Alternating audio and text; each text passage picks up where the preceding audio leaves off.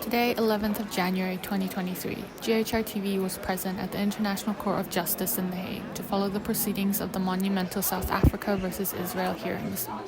The South African government has accused Israel of genocidal acts in its assaults on Gaza and calls for the provisional measures of a ceasefire.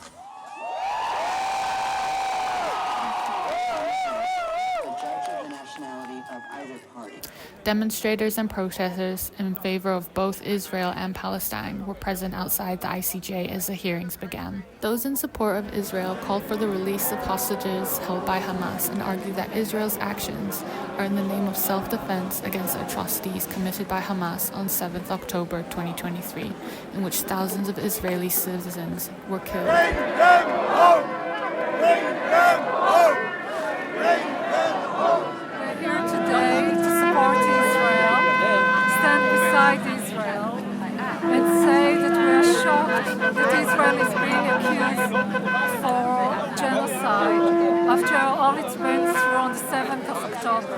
On the 7th of October, Hamas entered Israel and massacred civilians and committed terrible atrocities against Jewish people in the south of Israel, killing, raping, burning civilians, and committing terrible atrocities. And yet, instead of accusing Hamas of genocide, Israel is being accused at the moment of genocide that it didn't commit. Hundreds of pro-Palestine activists gathered to support South Africa in this case, but also to put pressure and demand action. The most urgent being an immediate ceasefire.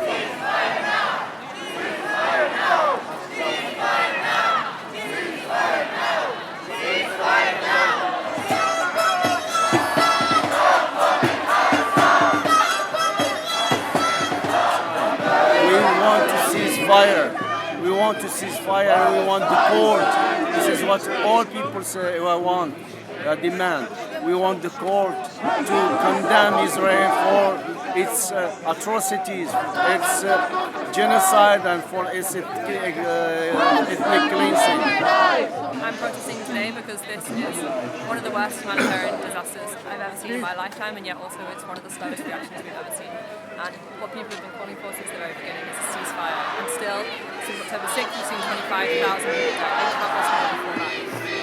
And it's horrifying to see that it's taken 3 months for this case to come before the ICJ, and 25,000 people have died in that meantime.